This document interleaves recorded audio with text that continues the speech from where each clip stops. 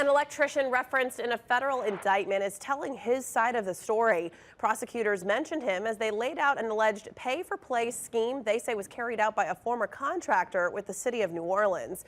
The indictment also references New Orleans Mayor LaToya Cantrell. As David Jones reports, this electrician says what they were doing is common practice. I never imagined in a million years any of this was a big deal. I had no clue. Jesse Carr Jr. is going to bat for Randy Farrell, a now indicted inspector and, as Carr describes him, a friend.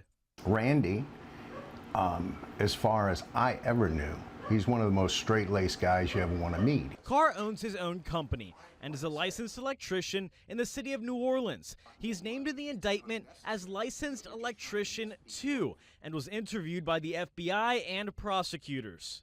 They just asked me a bunch of the stuff. I gave them, I had text messages from Randy from 4 years ago and gave him access to all of that. The feds allege Farrell turned to Carr and another electrician after his preferred licensed electrician was suspended from applying for new permits. The conspiracy, according to federal prosecutors, involved unlicensed contractors doing electrical work under the names of licensed electricians, like Carr. Prosecutors say Farrell received kickbacks for submitting permit applications and corresponding fraudulent inspection reports. State licensing law expressly forbids licensed contractors like Carr from allowing their licenses to be used by unlicensed contractors to perform work. It was never a problem.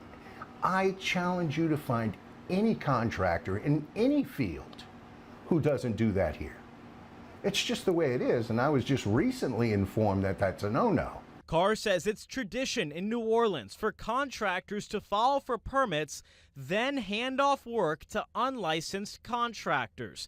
He says he was confident in the work of the unlicensed electricians, so much so he would put his name on it. When I needed a job file, because that was the incentive, you go get your own little jobs, but you need to have them permitted, inspected, and approved. Another electrician, he knows your work. He's going to file the job for you. He helps you get rolling. That's how you bring the new guys in. Somebody did it for me. My father, way back in the day, somebody did it for him. Becoming a licensed electrician, Carr says, is a lengthy process, one that takes years. Where's your incentive to get your license? Because it takes time. You have to be an electrical trainee for 5 years. Then you have to get your journeyman's license. Then you take your master's, if you can pass your master's. And you have to have all the practical experience in between. So you need to make some money there. You would really be amazed at how many unlicensed guys are pulling more jobs than the licensed guys are.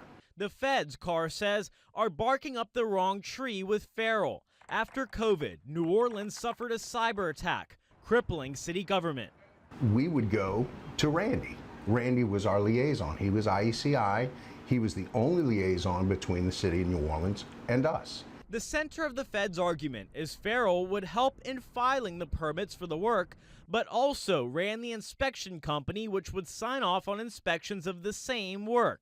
In the indictment, prosecutors also claim Farrell gifted thousands of dollars worth of football tickets to the mayor, among other gifts, in exchange for firing a top safety and permits employee who they say had caught on to the alleged scheme. They're saying that he bribed the mayor with tickets? You telling me the mayor of New Orleans couldn't call up Gail Benson and say, look, I'm coming to the game? Really? That was David Jones reporting. Randy Farrell is set to be arraigned today on 25 counts of conspiracy, wire fraud, and honest services fraud. He faces up to 20 years in prison if convicted.